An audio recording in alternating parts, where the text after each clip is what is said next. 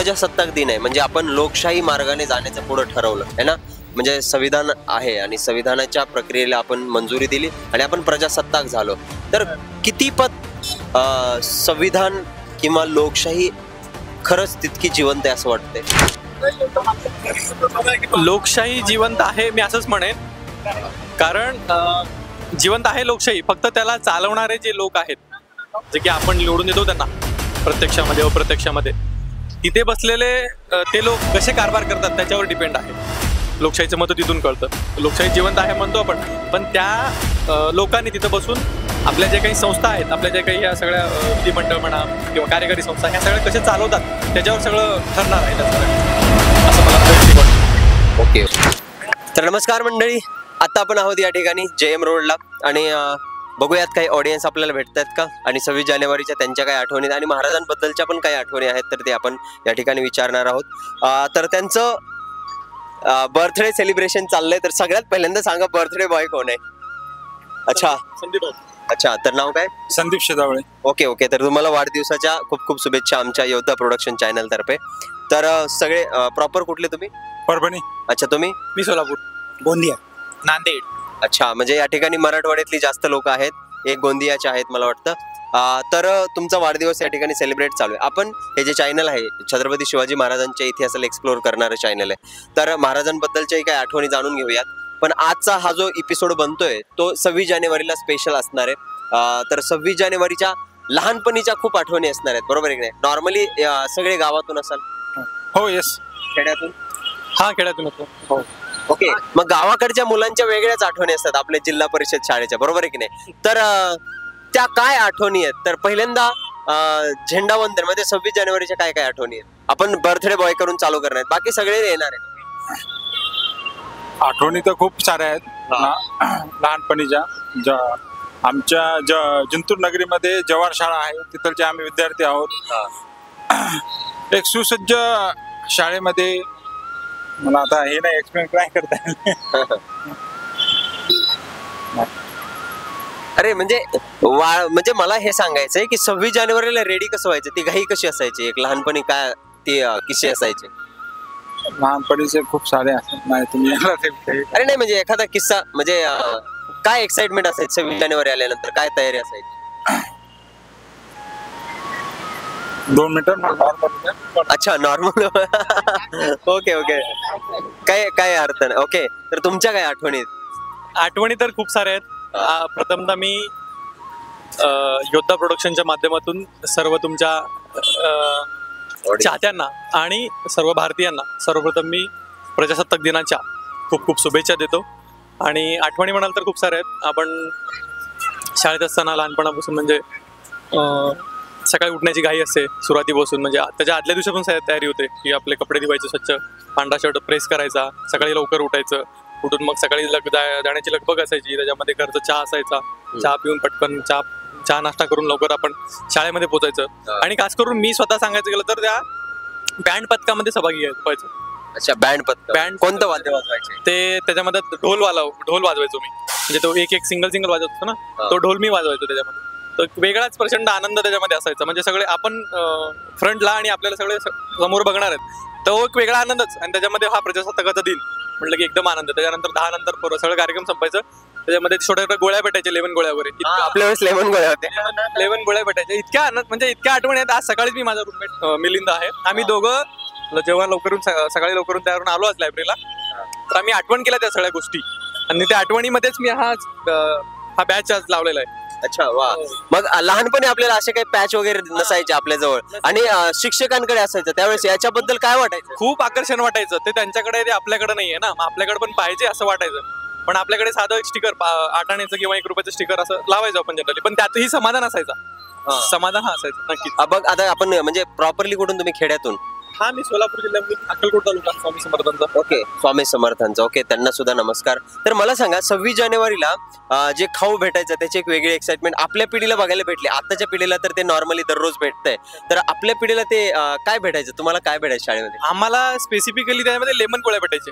ते अच्छा. किती 2-2 भेटायचे फक्त. हा. आणि फार तर फार आम्ही कुठून म्हणजे शाळा सुटली, शाळा सुटून आपण चाललो घराकडे, मग चौकातलं पण झेंडावंदन असतं स्पेसिफिक चौकातलं, मग घराजवळच्या चौकातलं तिथे बिस्किट पुढे भेटायचे अच्छा 2 रुपयाचे 2.5 रुपयाचे. पार्लेजीचे हाफ होता. हाफ होता. आता 5ला तेवढं आता 5ला तेवढं भेटतं. ते क्वांटिटी पण कमी आणि क्वालिटी पण तिने आता नाहीये. अच्छा मगाशी एक गोष्ट सांगितली बोलताना की आपण सगळ्यांपुढे असायचो आणि आपण ढोल वाजवायचो, त्यावेळेस सगळ्या बाकीच्या विद्यार्थ्यांचं आकर्षण असायचं. तर कोणावर त्यामध्ये इम्प्रेशन मारायचा प्रयत्न केला होता? नक्कीच इम्प्रेशन नाहीये, पण तो आनंद व्यक्त करायचो की बाबा आपल्याला समोर येता येतं, आपल्याकडे काहीतरी क्वालिटी आपण ते दाखवतोय.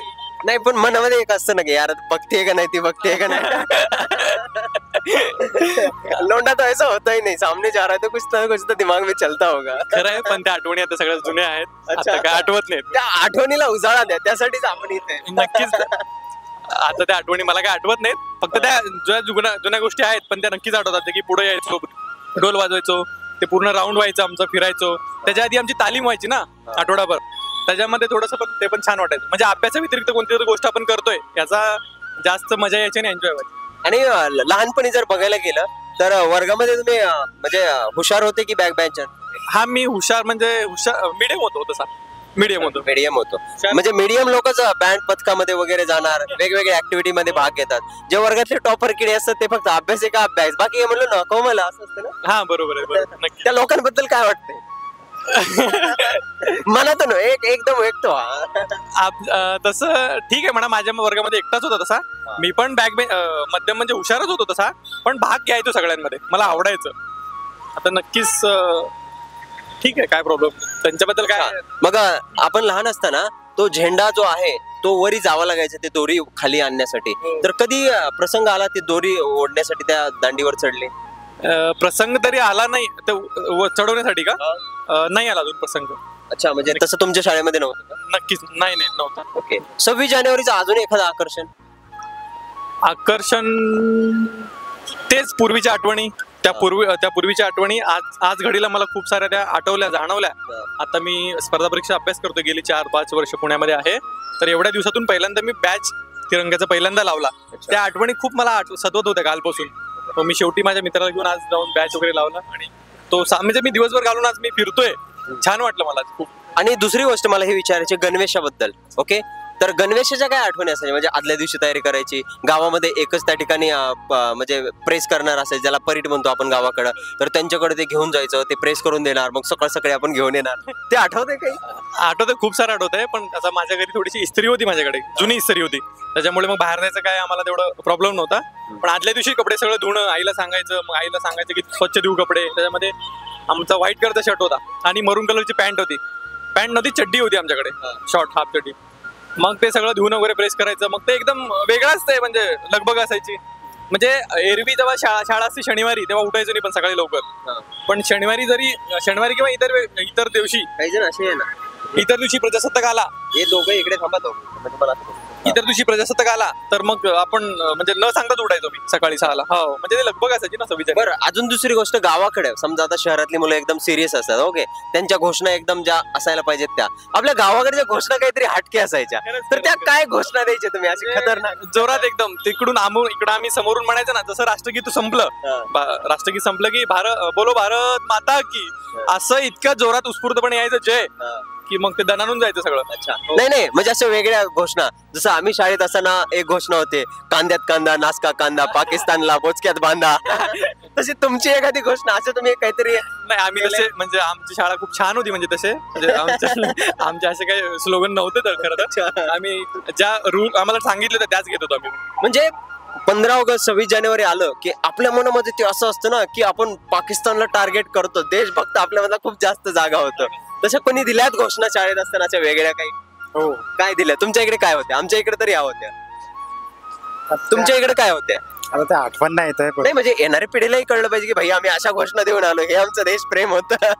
तर अशा काय घोषणा आहेत? एखादी असेल तर सांगा, म्हणजे नवीन माहित होईल तुमच्या माध्यमातून. आमच्या इकडे फेमस होती परभणी जिल्ह्यामध्ये, 1 रुपया चांदी का देश हमारे गांधी का. आता ही एक म्हणजे ही झाली रेग्युलर, पण अशी हटके घोषणा जेणेकरून आपलं देशप्रेम थोडं जास्त होतो चालले, अशी घोषणा ना आमच्याकडे खरंच नव्हती तशी गोष्ट. खरंच नव्हती. अरे यार. मग तो वगैरे नाही देत तशा. पाकिस्तानला टार्गेट करण्यासाठी तशा घोषणा वगैरे नाही देत. म्हणजे गावामध्ये जे काय म्हणतात, ठीक आहे आपण त्यांचा द्वेष करा, आता तसं नाही शिकवत गेले लगेच लहान हे आपल्याला शिकवत नसतं कोणी, हे मुलांमधून आलेले क्रिएटिव्हिटी असते. क्रिएटिव्हिटी राहते मात्र तेवढं नसणार ना ज्युनियर लहान वयामध्ये. ठीक आहे थोडस एज झाल्याच्या बाद ही द्वेषाची भावना निर्माण होते, आता लहान पोरामध्ये नाही होत अशी. तर अजून काही म्हणजे बिस्किटाची काही आठवण आहे का? बिस्किटाची हा आहे ना, म्हणजे थोडीशी क्युरियोसिटी राहायची की आज काय भेटणार खाण्यासाठी. आम्हाला तर ते संत्र्याच्या गोळ्या किंवा मग पार्लेजी बिस्किट द्यायची 4-4. त्याच्यासाठी मग आम्ही पूर्ण दिवसभर बसायचो त्याच्यासाठी. आणि ते बिस्किट वाटायला वगैरे कोण असायचं? गावातला एखादा महत्वाचा माणूस असायचा की शिक्षक असायचा? नाही नाही सेविका राहायची म्हणजे तिथली. नाही म्हणजे तुमच्या इकडे एकदम प्रॉपर होतं. आमच्या इकडे एखादा एकदम यायचा, पुढे पुढे करायला लागायचा आणि तो मग सगळ्यांना वाटायचा, अर्ध खिशात घालायचा. आम्हाला दिसायचं हे. तर आमच्या इकडे वेगळं होतं जरा, तुमच्या इकडे एकदम स्मूथ चाललेलं असायचं. तर तुमची अजून काही खाऊची आठवण तुम्हाला काय भेटायची? सर आम्हाला तो 2.5 रुपयाच्या पार्लेची पॅकेट भेटत होता आणि खूप मोठी लाईन लागत होती, तरी पण आपण तिथे लाईनीमध्ये लागत होतो. आणि जो शाळेचा कॅप्टन वगैरे होता, जे काही शाळेचे राहतात ते लोक ते वाटायचे सगळे. अच्छा, शाळेमध्ये एक मास्तर असं नेमकं असतंय जे की सगळ्यांना टार्गेट करणार, बाहेर दिसलं की हाणणार. ओके, अशी एखादी आठवण आहे का की 15 ऑगस्ट किंवा 26 जानेवारी दिवशी त्याचा मार खाल्लाय? हा म्हणजे आपण जेव्हा तो प्रॅक्टिस करतो ना तर लाईन मध्ये सावधान. प्रॅक्टिस नाही म्हणजे गावातले गावकरी जमलेले असतात आणि आपण काहीतरी परफॉर्म करत असतो, ते तेवढ्यात आपण काहीतरी केलं की मागून येऊन मास्तरनं मारलंय. तसं मार खाल्लेली आठवण नाही, पण मित्रांची आठवण आहे. आमच्याकडे म्हणजे काय म्हणतात त्याला, फिजिकलचे टीचर होते आमच्याकडे, जाधव सर म्हणून. आजही त्यांची आठवण काढली तर आम्हाला भीती वाटते. म्हणजे ते फटकारायचे जोरात खूप सारे, म्हणजे बघायचे नाही मुलं मुली मारायचे असते जोरात, एकदम आपलं डोपर सुजवायचे, ते जोरात मारायचे. पण मला तशी माझी वैयक्तिक आठवण नाहीये, मित्रांची आहे खूप सारी. अच्छा, मग शाळेमध्ये तुमची काही आठवण अशी एखाद्या कडक शिक्षकाची? हो आहे, एक मित्र होता माझा. म्हणजे आम्ही वॉशरूमला गेलो होतो, लेक्चर क्लास सर यायचे होते तर, आणि सर आले आणि मग त्याच्यानंतर आम्ही क्लासला गेलो. तर सर म्हणजे मी त्यावेळेस कॅप्टन होतो, तर सर मला काही नाही बोलले, पण माझा जो मित्र होता सोबत त्याला म्हणजे मार पडली होती की कशाला तुम्ही बाहेर गेल्या असं म्हणजे असे बोलले होते सर. अच्छा, तुमची काही? मार वगैरे नाही खाल्ला, पण कामं सांगायचे आम्हाला, कारण की झेंडावंदनला सकाळी लवकर उठवून येणं हे आम्हाला लहान असताना आम्हाला काही जमत नव्हतं. आम्ही कधीही उशिरा जायचो आणि MCCचा विद्यार्थी होतो, तर ते सगळी जिम्मेदारी आमच्या MCCच्या विद्यार्थ्यावर टाकायचे की बाबा तुम्ही पुढं चला, नेतृत्व करा आपल्या शाळेचं. तर आम्ही सहज असं उशिरा जाऊन मग सगळे काम आम्हाला सांगायचे. पोरांना पाणी द्यायचं, झेंडे उचलायचे, बँड उचलायचे, असं. ओके, मग शाळेमध्ये आता तुम्ही शाळेतून बाहेर पडलात, आता MPSC ची तयारी करताय. ओके, मग शाळेतली कुठली आठवण आहे की जी तुम्हाला आजही प्रेरणा देऊन जाते MPSC ची तयारी करत असताना? MPSC ची तयारी करत असताना प्रेरणा म्हणजे आठवणीच आहेत. म्हणजे मित्र, कधी कधी सुट्टी मारायचो मित्र मिळून आम्ही, त्या आठवणी आहेत. म्हणजे आता कसं वाटतंय, आपण जेव्हा अभ्यास करतो स्पर्धा परीक्षेचा करत असताना फुल अभ्यास आपण फुल म्हणजे 24 आवर म्हणजे इकडंच असतो आपण. म्हणजे मी गावाकडून आलेलो आहे ना, त्याच्यामुळे मग रूमवर राहायचं, रूमवर थोडे 8 तास झोपायचं, उरलेले सर्व तास आम्ही लायब्ररीमध्ये घालतो. मग हे सगळं इकडं वेळ घालत असताना कधी कधी गावाकडची आठवण येते. शाळेमध्ये आपण किती फ्री होतो, कुणाच्या बंधनात नव्हतो. म्हणजे कधी वाटलं कुठे फिरा, काही खावा, कुठे जावा, शाळेला सुट्टी मारा, अशी आठवणी कधी कधी येतात इकडं अभ्यास करत असताना. अच्छा, मग दुसरी गोष्ट अजून, आता म्हणजे मी त्या एरियामध्ये एकदा गेलेलो की सिलेबस चेंज करा, यामधून काहीतरी आंदोलन तुमचं झालेलं MPSCच्या मुलांचं, आणि आता तो सिलेबस राहू द्या असं झालेलं. तो काय मॅटर आहे? ते कसं आहे, आता 2 मतप्रवाह तयार झालेत MPSCचे. आता एक मतप्रवाह म्हणते की आधीपासून चालू झालेली MPSCची एक्झाम आहे कुठली MCQची, ती चालू राहू द्या म्हणतंय एक वर्ग म्हणतंय. दुसरा वर्ग म्हणतो की 2023 मध्येच MPSCने नोटिफिकेशन काढून सांगितलं होतं की बाबा आम्ही तुमची परीक्षा UPSC सारखी वर्णनात्मक करतोय. त्याच्यामुळे मग काही पोरांचं 2023 पासून काही मुलं ते तयारी करू लागलेत वर्णनात्मक. आता ऑब्व्हियसली 2 गट पडणारच ना, आता ते त्यांच्या मताप्रमाणे ते अभ्यास केला तर ते म्हणतात वर्णनात्मक घ्या, आणि आमच्यासारखे पूर्वीचे लोक म्हणतात, जसं की बेसिकली मी म्हणत नाही, आता ते ऑफिशियल MPSCने सांगितलं घटनात्मक संस्था आहे तर ती निर्णय फॉलो करणार ना. मग असं 2 मतप्रवाह आहेत MPSC मध्ये. ओके, आज 26 जानेवारी सुद्धा आहे, तुम्ही पॅच लावलाय तिरंग्याचा. ज्यावेळेस तुमची पोस्टिंग होईल, म्हणजे तुम्ही काय म्हणता, एक शब्द त्याला हे काढली काय, पोस्ट काढली. हा, पोस्ट काढली. ओके, हा नाही, पोस्ट काढली, एक नॉर्मल शब्द आहे ना, त्याची पोस्ट निघली. तर ज्यावेळेस अशी निघेल जी तुमची इच्छा आहे ती पोस्ट, तर काय कराल काम? नक्कीच, म्हणजे त्या भावनेतूनच, म्हणजे समाजातल्या तळागाळातल्या लोकांना जी अडचण आहे ती मी पाहिलोय गावाकडे असताना. मी मुक्त चळवळीमध्ये काम केलंय, आंबेडकर चळवळीमध्ये काम केलं, कार्यकर्ता आहे. ते करत असताना लोकांना छोट्या छोट्या अडचणी येतात, त्या अडचणी मी स्वतः जवळून पाहिलेलं आहे. त्याच्यामधून मी इकडे येण्याचा निर्णय घेतला की बाबा आपण एक प्रशासनामध्ये जाऊ प्रत्यक्षामध्ये आणि लोकांना आपल्या हातून जेवढी मदत करता येईल तेवढी मदत करू आपण. बरं, आता म्हणजे याला पर्सनली घेऊ नका. प्रत्येक ज्यावेळेस अधिकारी बनायच्या आधीचा जो काळ असतो, ओके, त्यावेळेस प्रत्येकाची इच्छा ही तो व्यक्त करून दाखवतो. त्याच्यानंतर रिझल्ट आल्यावर ज्यावेळेस तुमच्या अकॅडमी कडून तुम्हाला भाषणासाठी बोलवलं जातं, त्यावेळेस सुद्धा म्हणजे प्रत्येकच असा त्या ठिकाणी खूप जास्त गप्पा मारायला त्यांना दिसतो आणि त्याच्यानंतर त्याचं तसं काही काम बघायला भेटत नाही. नंतर म्हणजे काय होतं नेमकं? हा दुर्दैव आहे म्हणा, ते थोडंसं दुर्दैव आहेच. ते डोक्यामध्ये कसं सत्ता घुसते, सत्ता घुसली की मग आता ते कसं आहे, शेवटी जाण पाहिजे तुम्हाला. जाण असेल तर मग तुम्ही त्या गोष्टी विसरू नाही शकत. एवढंच मी या ठिकाणी सांगू. अच्छा, तुम्हाला राहील जाण? नक्कीच राहील, कारण की मी त्या तळागाळातून आलेला आहे आणि मी त्या लोकांमध्ये राहिलोय, त्यांच्यामध्ये जगलोय. त्यांच्या अडचणी मला माहिती आहेत. त्यांच्या म्हणण्यापेक्षा माझ्याच त्या अडचणी आहेत. आत्ता म्हणेल तर मी जेव्हा अधिकारी होईल भविष्यामध्ये तर मी त्यांच्यासाठी स्पेसिफिक काम करेन. म्हणजे अशी काही डोक्यामध्ये कधी योजना येते का की यार मी विद्यार्थी दशेमध्ये या गोष्टीला फेस करतोय, तर ज्यावेळेस माझ्याकडे समजा पैसे येतील, ओके, थोडी माझी इकॉनॉमिक स्टॅबिलिटी मी बिल्ड करल, त्यावेळेस एखाद्या विद्यार्थ्याला पकडून जो की थोडा हुशार वगैरे आहे त्याला मी स्पेसिफिक मदत करल? नक्कीच नक्कीच. मी आता स्वतः पोलीस भरतीच्या मुलांना शिकवतो सुद्धा ॲज अ टीचर म्हणून. सो अडचणी खूप आहेत सर्वांना आणि सर्वात मोठी अडचण आहे की आर्थिक चणचण. प्रत्येकाला चणचण आहे. ते करत असताना तुम्ही म्हटल्यासारखं की एखादा विद्यार्थी पकडायचा, त्याच्यातलं ते गुण ओळखायचं आणि त्याला स्पेसिफिकली स्कॉलरशिप द्यायचं किंवा कुठली एक्झाम घ्यायची त्याच्याकडून आणि त्याला गुणवत्तेमध्ये क्वालिफाय करून घेऊन त्याला त्याच्या मार्गाने म्हणजे त्याला जे करायचं आहे त्याच्या ह्याच्यामध्ये फ्युचरमध्ये त्याला त्यासाठी मदत करायचं, असं स्पेसिफिक माझ्या डोक्यामध्ये आहे. ते पुढे आता करूयात आपण. अच्छा, नक्कीच ती तुमची इच्छा जी आहे ते तुम्ही बोलून दाखवली, ती नक्कीच तुमच्याकडून पूर्ण हो. तुमचं काय असं? हो सर, म्हणजे मी ज्या गावातून येतो तिथून म्हणजे कोणी आतापर्यंत एमपीएससीची एक्झाम प्रिपेअर अभ्यास नाही करत एमपीएससीच्या. आणि खूप म्हणजे आमच्या इकडे असं इन्व्हायरमेंट नाही अभ्यासाला. म्हणजे खूप लांब जावं लागतो आम्हाला लायब्ररीला. माझ्या गावी लायब्ररी नाही आहे. तर माझी एक इच्छा आहे की जर मी अधिकारी झालो तर मी माझ्या गावी एक लायब्ररी ओपन करेन. तर आपण या ठिकाणी होतो की अशी कुठली योजना आहे जी की तुम्ही आपल्या चॅनलच्या माध्यमातून लोकांपर्यंत पोहोचू शकता की गावामध्ये काही आज लायब्ररी नाही किंवा अभ्यासाची तेवढ्या सोयी सुविधा उपलब्ध नाहीयेत, तर काय कराल? म्हणजे समजा एक योजना सांगा.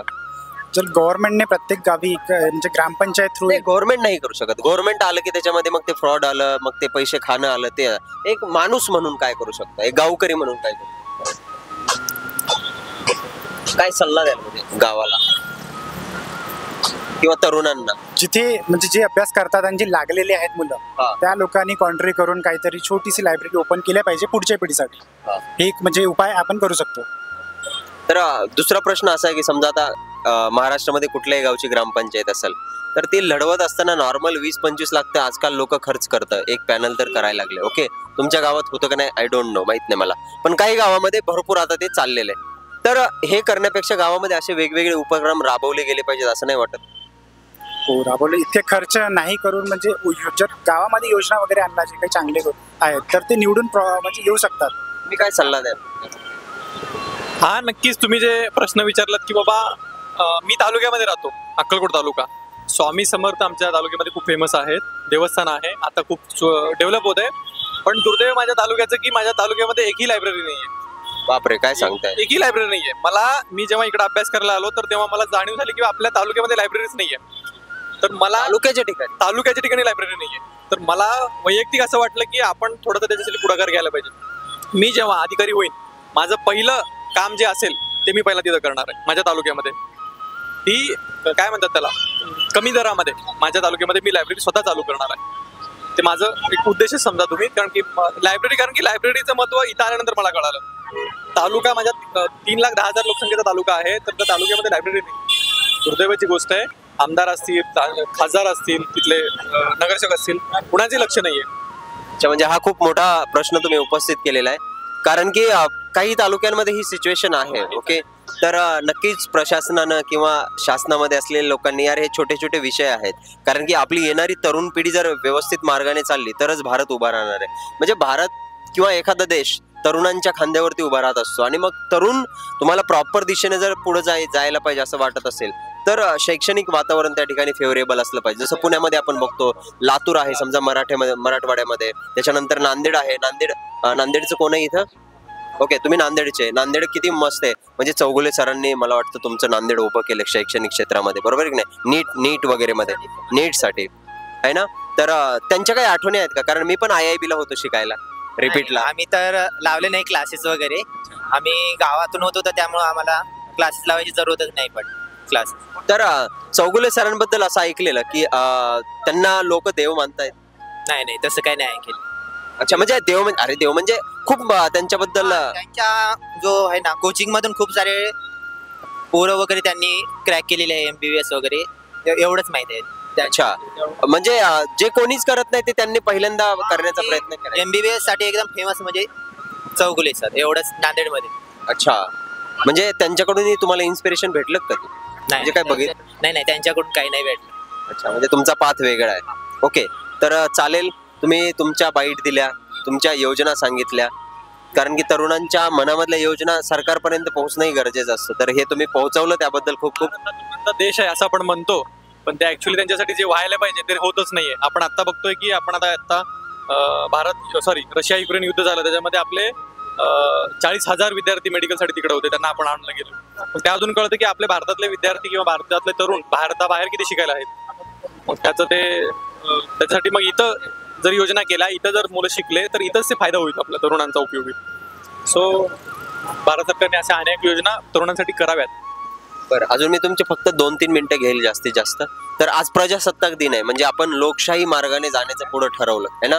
म्हणजे संविधान आहे आणि संविधानाच्या प्रक्रियेला आपण मंजुरी दिली आणि आपण प्रजासत्ताक झालो. तर कितीपत संविधान किंवा लोकशाही खरंच तितकी जिवंत आहे असं वाटतंय? लोकशाही जिवंत आहे मी असंच म्हणेन, कारण जिवंत आहे लोकशाही, फक्त त्याला चालवणारे जे लोक आहेत, जे की आपण निवडून देतो त्यांना प्रत्यक्षामध्ये अप्रत्यक्षामध्ये, तिथे बसलेले ते लोक कसे कारभार करतात त्याच्यावर डिपेंड आहे. लोकशाहीचं मत तिथून कळतं. लोकशाही जिवंत आहे म्हणतो आपण, पण त्या लोकांनी तिथं बसून आपल्या जे काही संस्था आहेत, आपल्या जे काही ह्या सगळ्या विधिमंडळ म्हणा किंवा कार्यकारी संस्था, ह्या सगळ्या कसे चालवतात त्याच्यावर सगळं ठरणार आहे त्या सगळ्या गोष्टी, असं मला वैयक्तिक वाटतं. ओके, तर नक्कीच आपला देश पुढे जाईल अशी आपण अपेक्षा करू. आणि ज्यावेळेस तुम्ही अधिकारी व्हाल त्यावेळेस मात्र तुम्ही नक्कीच काहीतरी चांगली पावलं उचलली पाहिजेत. तर आज या ठिकाणी आपण थांबूयात. तर परत एकदा आपल्या भारत माता की जय हा जयघोष करूयात. ओके, भारत माता के. Okay, thank you.